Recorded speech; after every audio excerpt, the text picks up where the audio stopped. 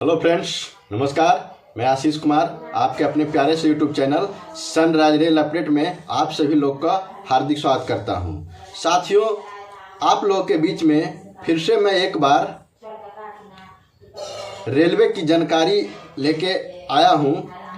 इस वीडियो में साथियों मैं आपको बताऊंगा कि जो अभी हाल फिलहाल में लेटेस्ट एनटीपीसी का जो नोटिफिकेशन जारी हुआ है, जिसके द्वारा आपको फॉर्म भरने से लेके सारी जानकारियां का जो नोटिफिकेशन है वो आउट हो चुका है, जारी हो चुका है।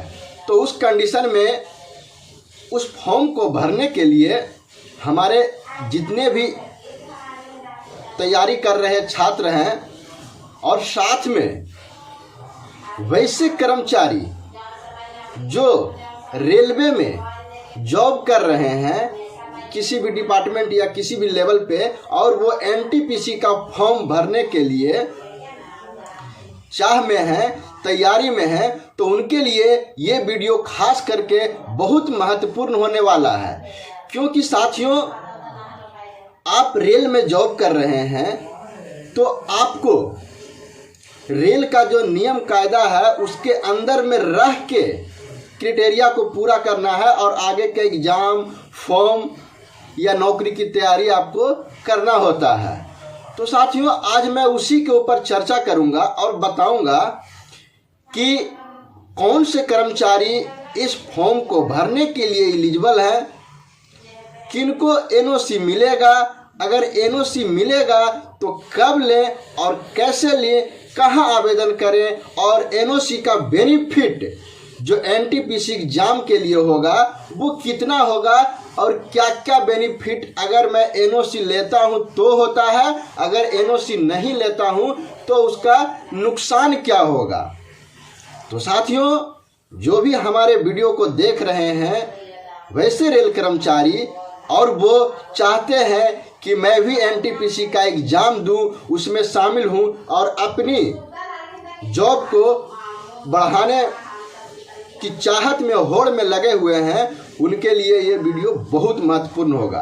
तो चलिए साथियों, बिना समय गवाते हुए आज के टॉपिक के ऊपर बात करता हूं।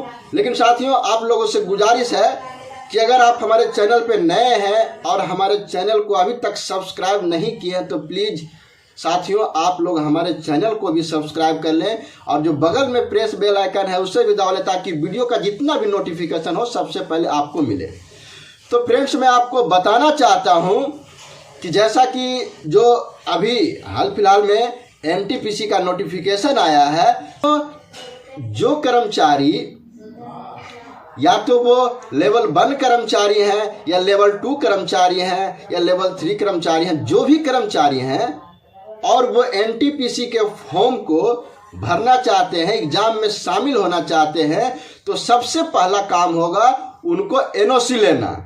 एनओसी साथियों, अब आपको समझ में आता है कि एनओसी होता क्या है। तो साथियों, मैं आपको बताता हूं कि ये नो ऑब्जेक्शन सर्टिफिकेट होता है, जो आपको आपके ब्रांच ऑफिसर महोदय प्रशासन से वो मुहैया कराया जाता है। अब साथियों, ये बात करते हैं कि जो एनटीपीसी का एग्जाम है वो कौन कौन से लोग इस भर सकते हैं। तो साथियों, मैं आपको क्लियर कर देना चाहता हूं कि जो लेवल 1 कर्मचारी हैं वो तो सभी एलिजिबल हैं, जो लेवल 1 में है वो सभी एलिजिबल है, क्योंकि एनटीपीसी का एक जो वैकेंसी आया है वो लेवल 1 के ऊपर से आया है, लेवल 2, लेवल 3 इस तरह के आया है। तो साथियों, वो तो लेवल 1 तो भर ही सकते हैं। अब साथियों, बात करते हैं कि और कौन लोग भर सकते हैं और क्या उसके लिए एनओसी मिलेगा या नहीं मिलेगा। तो साथियों, मैं आपको बताना चाहता हूं कि जो अपने जिस वर्तमान लेवल में है उसके ऊपर के पोस्ट के लिए आपको एनओसी मिलेगा। आप फॉर्म भरने के लिए रेडी रहें, भर सकते हैं। इक्वल के लिए नहीं मिलेगा, जो आपका बराबर है उसके लिए भी नहीं मिलेगा, और प्लस में आपको उसके नीचे का नहीं मिलेगा है।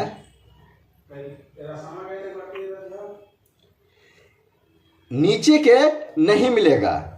ध्यान देना है, आपको जिस पोस्ट पे हैं, जिस लेवल पे हैं, जिस ग्रेड पे हैं, उस लेवल के लिए एनओसी नहीं मिलेगा, लोअर के लिए नहीं मिलेगा, उससे आपको हायर के लिए मिलेगा। तो ये माइंड में आपको ध्यान में रखना है कि अगर लेवल 2 कर्मचारी हैं तो फिर आपको लेवल 3 का जो भी वैकेंसी होगा या 4 का होगा, 5 का होगा, उसके लिए आप एलिजिबल हैं, आप एनओसी अप्लाई कर सकते हैं, फॉर्म को भर सकते हैं। तो ये क्लियर कट हो गया कि कौन इस फॉर्म को अप्लाई करेगा, किसको एनओसी मिलेगा, ये क्लियर हो गया। अब साथियों बात करते हैं कि एनओसी कब ले। तो साथियों मैं आपको बताना चाहता हूं कि सबसे पहले तो आप जाके फॉर्म को अप्लाई करें। फॉर्म को अप्लाई करने के बाद जो वहां से जो विज्ञापन होगा, जो नोटिफिकेशन होगा, उसका प्रिंट आउट, और अगर आप फॉर्म अप्लाई किए हैं तो उसका भी प्रिंट आउट आप निकाल लें और एक एप्लीकेशन तैयार करें। आप एप्लीकेशन तैयार करें, आपके पर्सनल विभाग में वो एप्लीकेशन जाएगी। जो सीनियर डीपीओ महोदय हैं, कहीं कहीं जगह जो डीआरएम के नाम से भी लिखते हैं, तो जैसा आपको मर्जी है वो लिख सकते हैं। साथियों आप लिख सकते हैं सेवा में श्रीमान वरिष्ठ मंडल कार्मिक अधिकारी, जो भी आपका डिवीजन है, रेलवे है, वो विषय में लिख सकते हैं कि एनटीपीसी एग्जाम में शामिल होने के संबंध में एनओसी प्राप्ति। तो साथ ही इस तरह से फिर लिखे मैं फलाने कुमार फलाने जगह पर कार्यरत हूँ, मैं लेवल 1 कर्मचारी या लेवल 2 कर्मचारी हूँ और मैं इस पोस्ट के लिए आवेदन किया हूँ, तो श्रीमान मुझे इसके लिए अनुमति दिया जाए। अब ये एप्लीकेशन तैयार करके वो विज्ञापन का जेरॉक्स लगा के आपको डिवीजन में सबमिट कर देना है। उसके बाद साथियों होगा क्या कि डिवीजन में करने के बाद आपके जो ब्रांच ऑफिसर महोदय होंगे, जो बीओ साहब होते हैं, उनके द्वारा आपको एनओसी प्रोवाइड कराया जाएगा। कुछ दिन में एनओसी आपका आ जाएगा। अब साथियों बात करते हैं कि एनओसी के फायदे क्या हैं। तो साथियों अगर आपका एनओसी मिला हुआ रहेगा तो आप एग्जाम देंगे और एग्जाम में अगर पास हो जाते हैं तो आपको यहाँ से जब उसमें ज्वाइनिंग करना पड़ेगा, जब एनटीपीसी के किसी पोस्ट पे आपका सिलेक्शन होगा, ज्वाइनिंग के समय आपकी वो एनओसी मांग करेंगे एनओसी। तो जो पहले आप एनओसी लिए हुए हैं तो वहाँ पे आप सबमिट करेंगे, तो आपका जो जिस पोस्ट पे आप एलिजिबल हुए हैं, सिलेक्शन हुए हैं, आपका वहाँ पे सिलेक्शन किया जाएगा, भर्ती लिया जाएगा। और साथ ही इसके बाद भी क्या होगा कि जो आप लेवल 1 में या लेवल 2 में जितना दिन तक आप सर्विस किए थे, वो सर्विस का प्रायोरिटी आपको उस जॉब में भी मिलेगा, और जो आपका पीएफ था, जमा था, आपका एलएपी, छुट्टी वगैरह, सिक वगैरह जो भी जमा था, वो ट्रांसफ़र कर दिया जाएगा आपके उस पोस्ट पे। और उसके द्वारा आपको इसका बेनिफिट, जो आपका जॉब ऑफ लेंथ है, उसका सिंडिटी आपको वहाँ पे भी मिलेगा। वहाँ पे जो भी फायदा है, लीव वगैरह ये सब, वो सर्विस काउंट वहाँ पे भी आपका काउंट कर लिया जाएगा, और आपको आपके प्रशासन के द्वारा, आपके विभाग के द्वारा एक सम्मानजनक तरीके से आपको रिलीव किया जाएगा कि आप जाएं उस पोस्ट पे ज्वाइन करें। तो इस तरह के फायदे हैं। अब ये कहते हैं साथियों कि किन्हीं के मन में आता है कि अगर मैं एनओसी नहीं लिया तो क्या होगा।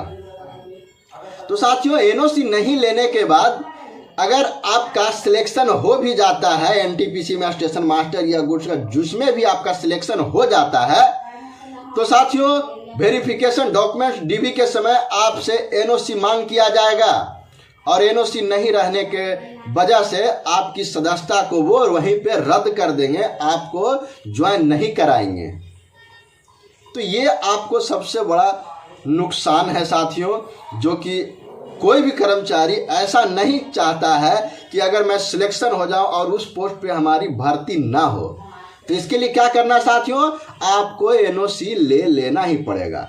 अब साथियों बात करते, बहुत सारे कर्मचारी के मन में ये आता होगा कि सर एग्ज़ाम के बाद, एग्ज़ाम देने के बाद अगर मैं एनओसी लूँ तो क्या होगा। तो साथियों मैं आपको बताना चाहता हूँ कि उस टाइम आपको एनओसी नहीं मिलेगा, क्योंकि साथियों जब आप फॉर्म भरे थे उस टाइम प्रशासन को बताए नहीं थे, प्रशासन नहीं जान रहा है आपके बारे में कि क्या है नहीं है।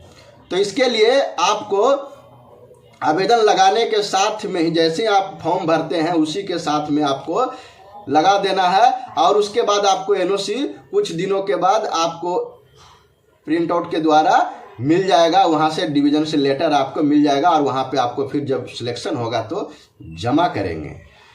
अब साथियों ये तो हुआ कि आपको एनओसी लेने या नहीं लेने के फायदे और नुकसान। तो मैं चाहता हूँ कि वैसे कर्मचारी जो भी फॉर्म को भरना चाहते हैं वो एनओसी जरूर लें, नो ऑब्जेक्शन सर्टिफिकेट जरूर लें, ताकि आपका भविष्य उज्जवल हो और एक अच्छी तरीके से आपको ज्वाइन करें, किसी तरह का आपको दिक्कत नहीं होगा। तो साथियों यही एक जानकारी था जो प्रत्येक रेलवे कर्मचारी को बताना बहुत ज़रूरी था, क्योंकि साथियों आपको हमेशा लगते रहता होगा कि चलो फॉर्म निकला है मैं अप्लाई कर देता हूं। तो साथियों पहले आप अप्लाई कर देते थे क्योंकि आप फ्री थे, एक स्टूडेंट थे, लेकिन अब आप रेल में आ गए हैं तो किसी न किसी रूप से कोई भी पोस्ट पे हो, कोई सा भी लेवल में है, लेकिन एक रेल के कर्मचारी हैं। तो इसके लिए इस बात को आपको ध्यान देना जरूरी है, प्रशासन को इन्फॉर्मेशन देना बहुत ज़रूरी है। तो साथियों उम्मीद करता हूं कि ये वीडियो आपके लिए बहुत ही महत्वपूर्ण होगा, और महत्वपूर्ण होगा तो एक लाइक तो ज़रूर कीजिएगा।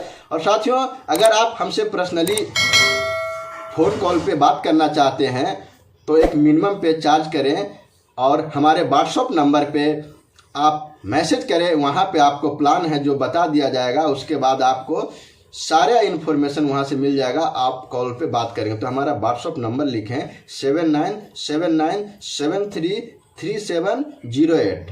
एक बार फिर से सुने 7979733708 पे आप मैसेज करेंगे, आपको जो भी क्राइटेरिया होगा बता दिया जाएगा, उसके बाद आप हमसे डायरेक्ट फ़ोन कॉल या चैट कर सकते हैं। तो साथियों मिलते हैं नेक्स्ट अपडेट भरे वीडियो में, तब तक जय हिंद, वंदे मातरम।